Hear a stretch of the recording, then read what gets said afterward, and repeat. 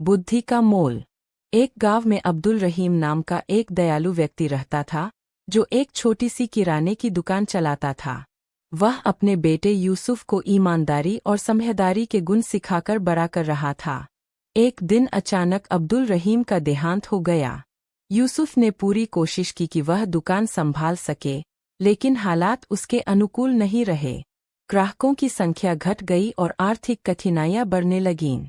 आखिरकार मजबूरी में यूसुफ को दुकान बेचनी पड़ी।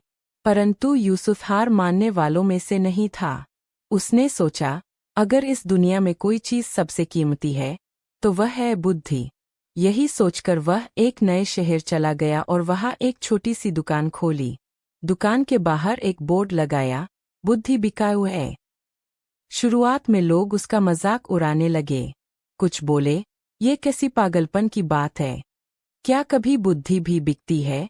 लेकिन यूसुफ धैर्यपूर्वक अपनी जगह पर बैठा रहा। एक दिन एक अमीर लेकिन मूर्ख विद्वान का बेटा हसन वहां से गुजरा। मजाक में उसने एक पैसा आगे बढ़ाते हुए कहा, लो, मुझे एक पैसे की बुद्धि दो।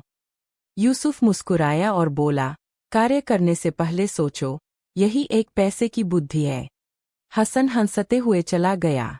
लेकिन जब वह राजा के महल में काम करने गया, वहाँ रानियों के बीच एक बड़ा झगड़ा हो गया। उस समय यूसुफ की बात उसे याद आई।